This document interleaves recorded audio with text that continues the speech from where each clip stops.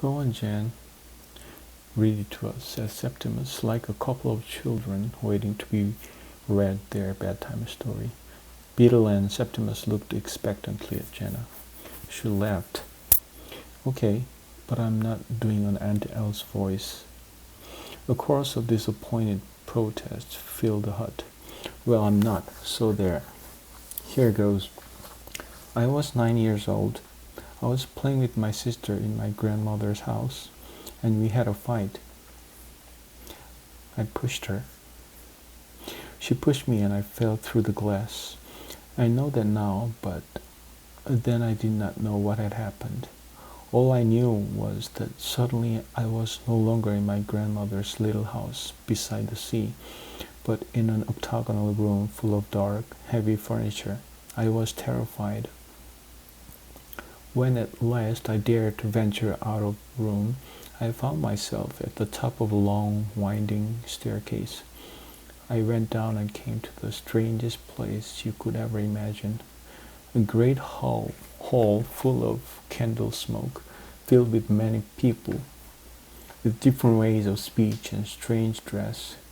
I felt as though I had walked into a never-ending fancy dress party. People wandered through the corridors talking aimlessly and sat around the great log fires that burned constantly without ever seeming to consume the logs. No one took any particular notice of me as I roamed the house. I ate my fill in the great kitchens. I found a soft bed in a beautiful room where a fire always burned and the little tub of sweet biscuits was always full. But I was alone and I longed to go home.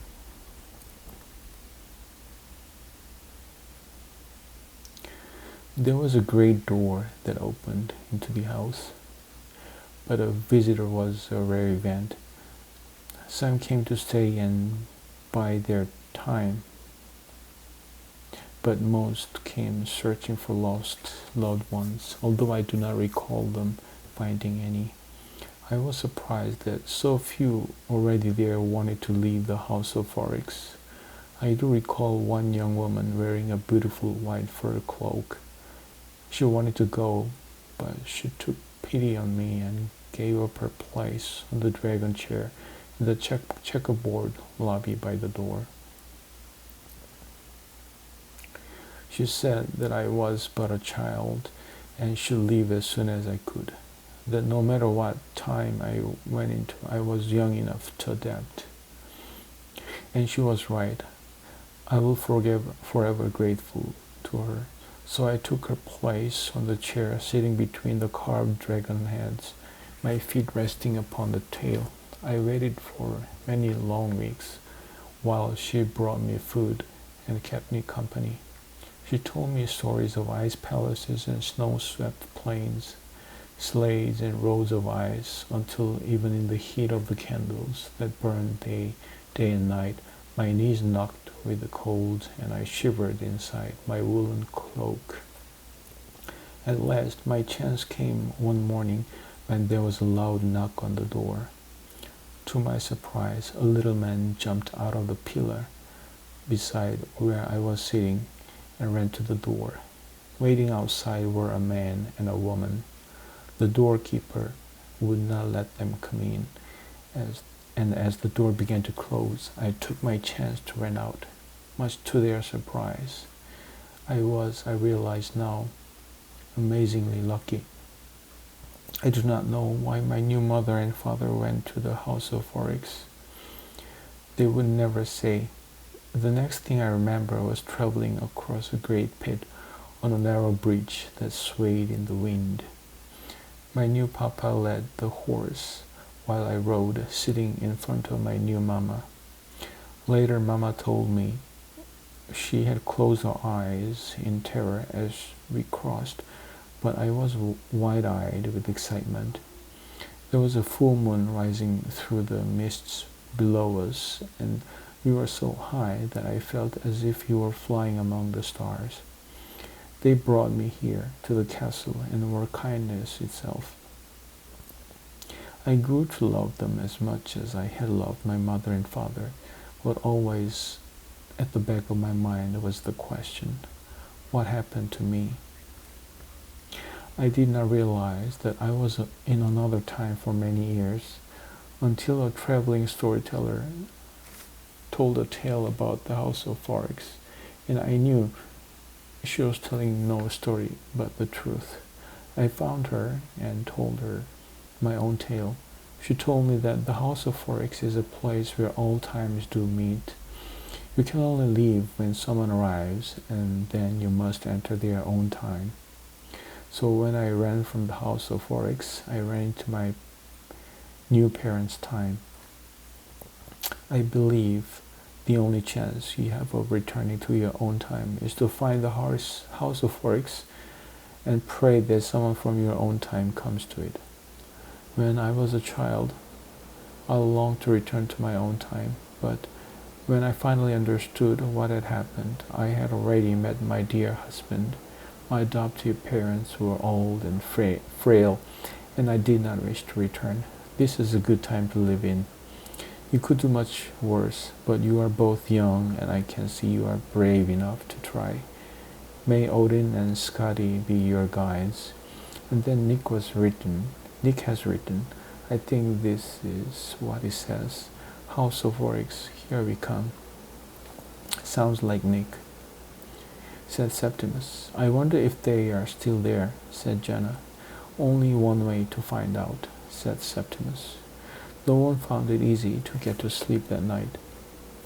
The stove kept them warm, and Septimus did a safe shield spell for the hut. But it was hard to ignore the noises outside, and there was a fine assortment to choose from. It was strange, Septimus thought, that a forest so silent by day should be so noisy at night. As the moon rose higher, the wind rose too. It funneled down the valley and did not take kindly to finding the refuge hut in the way. It moaned and howled.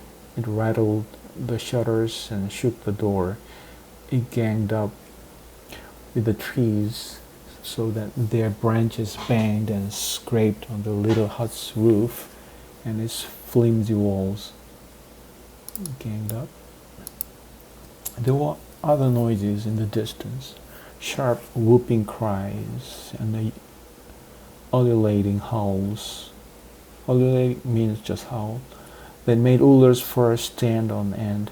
Beetle put his fingers in his ears and wished that he was back in his cozy bed in the Ramblings. Beetle and Septimus fell asleep first. Jenna sat up on her bunk, wrapped in her wolverine skin, listening to the wind howl.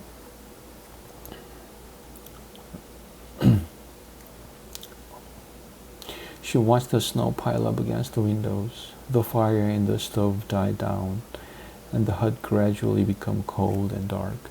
Suddenly she heard scritch, scratch, scritch. Something was scratching at the door. Uller was lying across the door, got to his feet and growled, her heart racing. Jenna climbed down to Septimus, who was asleep on the bunk below, and shook him awake. Listen! Septimus sprang awake, thinking for one awful moment that he was back in the young army. Where? What's up? Something's trying to get in, whispered Jenna. Oh, crumbs. Uller growled again. Crumbs. A gust of wind shook the hut, and outside Septimus heard scritch, scratch, scritch, like long fingernails being dragged down the thin wooden door. Wide awake now, Septimus sprang out of his bunk. He put both hands on the door and muttered his safe shield spell once again. The scritch, scratch, scritch continued. Why wasn't it working? Flustered, Septimus tried an anti-dark incantation. Incantation.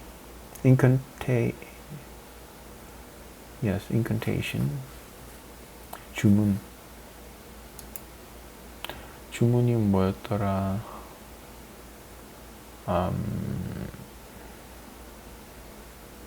Forgot.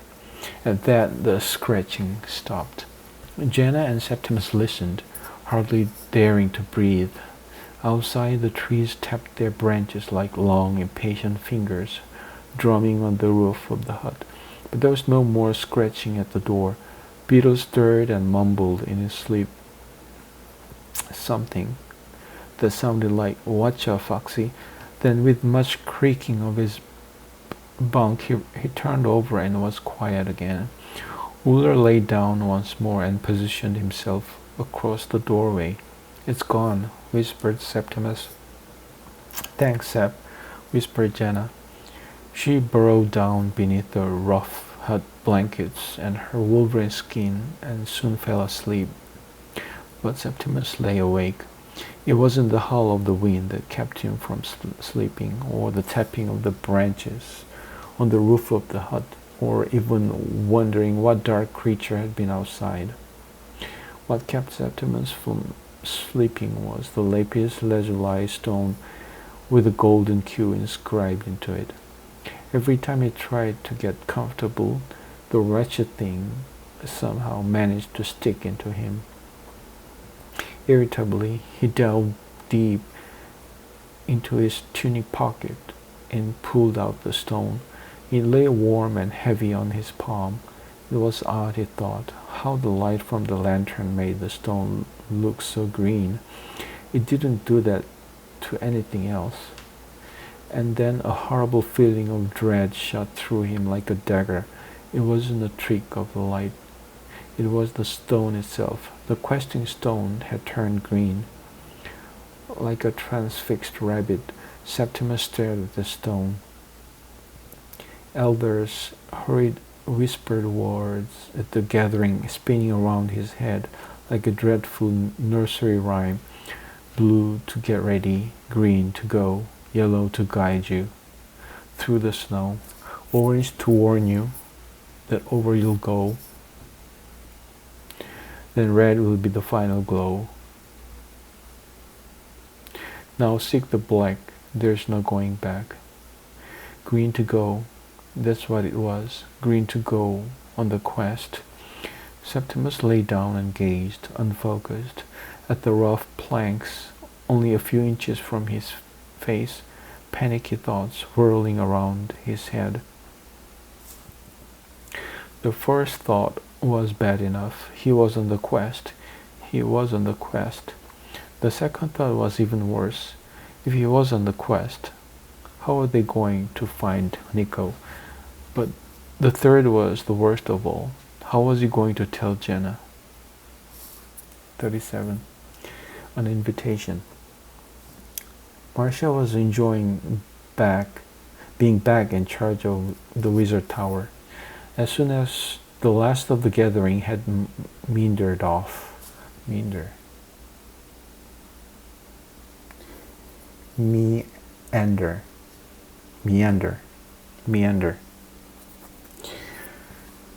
winding course, zigzag, wind, meander.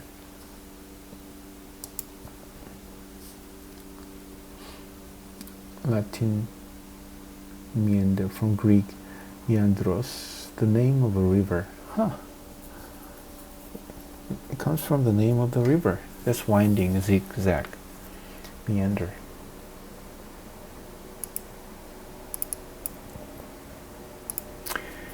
Had meandered off, somewhat confused at the sudden ending of their outing.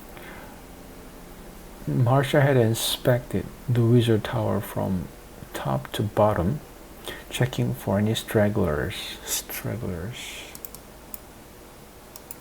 She had had enough of extraordinary wizard ghosts to last her quite a while, and she had no wish to bump into one snoozing in a dark, forgotten corner in a few days' time. She found one asleep in an ordinary wizard's larder, and another wandering around the 15th floor corridor looking for her teeth. It was, Marcia reflected, as she checked the very last cupboard in the hall and flushed out a sleeping catchpole, not unlike fumigating mice. Having re-established her authority in the tower to her satisfaction, and having checked on the more elderly ordinary wizards, Marcia had decided to turn her attention to finding Septimus. She assumed he had either gone into the forest to be with his brothers and had made his way to Anzelda's on the Meron marshes. Either way, she knew a fine spell would do the trick and take her to him. Marcia did not know that at the very moment she had closed the purple door to her room and breathed a sigh of relief, Jenna, Septimus, and Beetle were walking through the ancient forest way into a silent, frozen forest. With a huge sense of relief, she had climbed the narrow stone stairs up the library, which was housed in the great golden pyramid on the top of the tower, and sat down at her desk. Marcia breathed in the smell of old leather, decayed spells, and paper dust. Paper beetles were rampant in the library.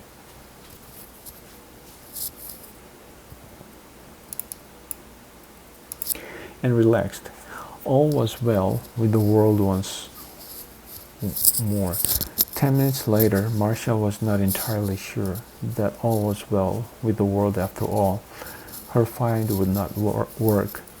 Aware that no magic is 100% reliable, although Marcia expected 99.9% recurring, she did the find once more. Still, it did not work. Half an hour and 3 more attempts. At the find later, Marcia was worried. Septimus had apparently disappeared. "Fume," said Marcia, leaping to her feet and thumping her desk with her fist. "Blasted Fume. He's behind this. I just know it." 2 minutes later, having put the spiral stairs on emergency fast forward, Marcia staggered into the hall of Wizard Tower, feeling very giddy and more than a little nauseous.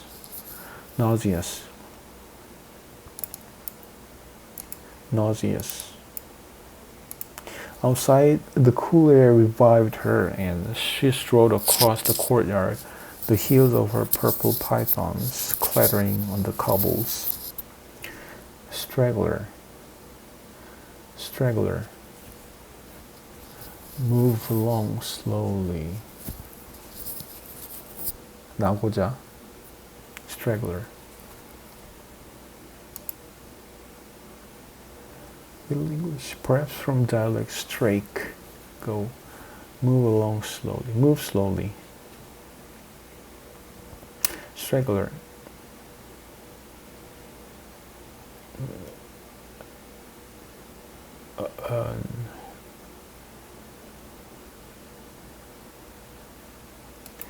Checking for any stragglers. Larder. A room or large cupboard for storing food. Larder. 식품 저장소. 펜.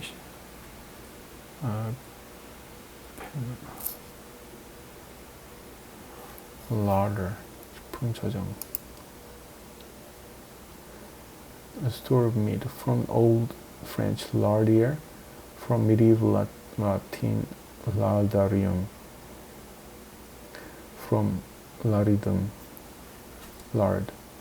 lard가 비계라는 거 아니야? Larder, rampant.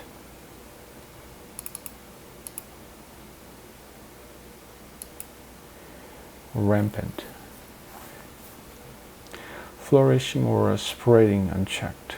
Rampant. Uncontrolled, spreading unchecked. Unrestrained.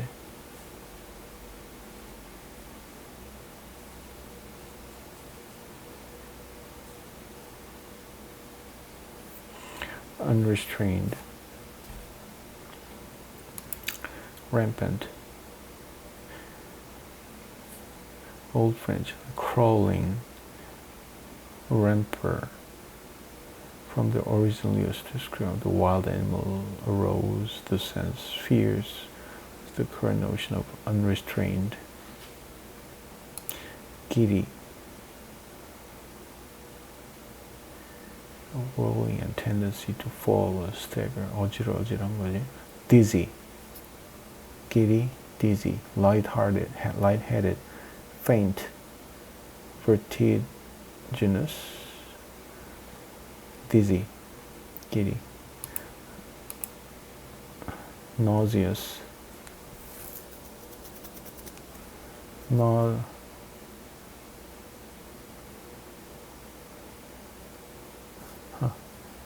nauseous or nauseous, nauseous, nauseous, nauseous, nauseous, nauseous, nauseous,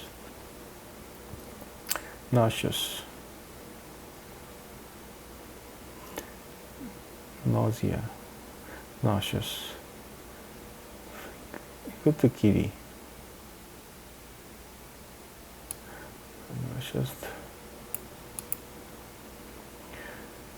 nauseous, seasickness, nausea,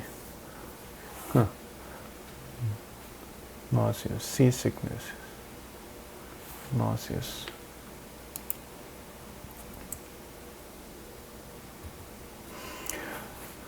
Underneath the great arch, someone had, much to Marcia's disgust, left a pile of dirty washing. There was no excuse, she thought, for wizards to go dumping their dirty old robes at the entrance of the Wizard Tower courtyard. What would people think? With an expression of distaste, Marcia picked up a corner of the robes, looking for the name tag. All wizards had to sew name tags in their robes so that the tower laundry could return them to the correct wizard. It didn't always help. Once, a certain ordinary wizard by the name of Marcus Overland had received Marcia's robes from the laundry and had promenaded around the castle in them for 3 whole days, acting outrageously. Before Marcia had cornered him, Marcus had left shortly afterward. Promenade, promenade, promenade, promenade, promenade, promenade, promenade.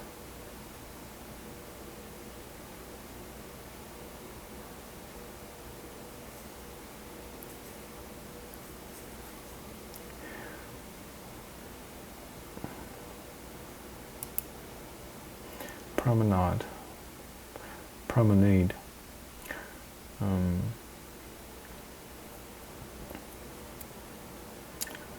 promenade, to walk, for a walk, promenade, promenade, promenade, outrageously, outrageous. Shockingly bad.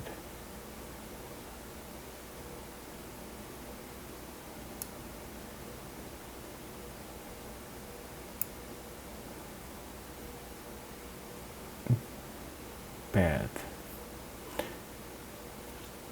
Badly. Outrageous.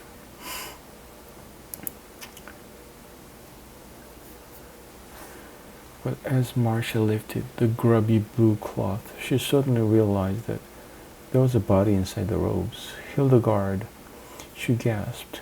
Quickly, Marcia pulled back the hood, which was covering the sub-wizard's face. Hildegard was ashen, but still breathing. Ashen, pale. Marcia breathed a small revive over her, and some color returned to Hildegard's cheeks. She groaned. Hildegard, what happened? Asked Marcia. Hildegard struggled to sit up. Septimus, gone. Quest. You're delirious, Hildegard. said Marcia sternly. "He most certainly has not gone on the quest.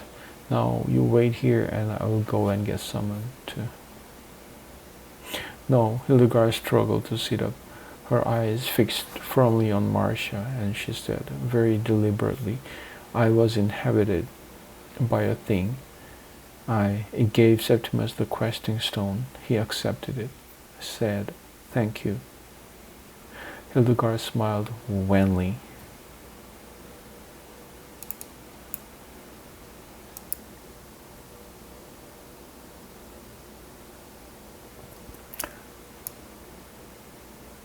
"So polite, Septimus." And then, exhausted by the effort, she slumped down and fell into a deep, snoring sleep. Marcia helped carry Hildegard to the Readsaurus sick bay, a large, airy room on the first floor, and then put the stairs on slow and rotated sedately down to the hall. Sedately. Thinking about what Hildegard had said, if it had not been for the failed find, Marcia would have assumed it to be the delirious ramblings of a sudden fever, but now she was not so sure. What if it were true? What if Septimus was on the quest? That did not bear thinking about. Deep in thought, Marcia wandered through the courtyard and found her footsteps taking her along Wizard Way. Distractedly, she answered concerned inquiries about the Wizard Tower from the braver passers-by, while all the time her feet took her steadily toward the far end of the way. Marcia's feet may have known where they were going, but Marcia herself did not realize it until she had turned the corner into Snake Slipway. Delirious. Delirious.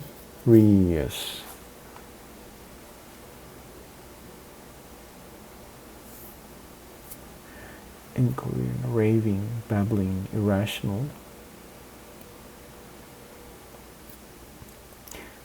Feverish. Intoxicated. Well, illness of intoxication and characterized by restlessness, illusions, and incoherence of thought and speech. Delirious.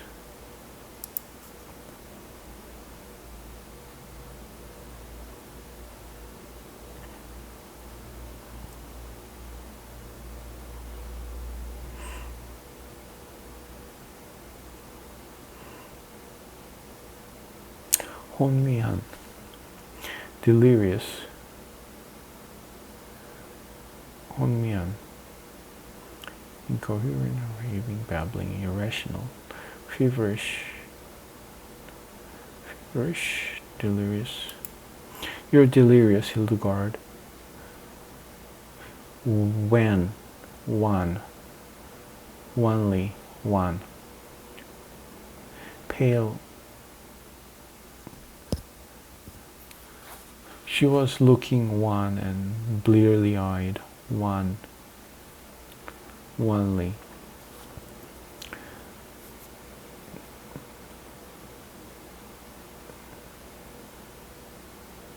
Weak and pale. Sedately. Sedate. Calm. Dignified. Just calm. Slow. Dignified, unhurried, calm.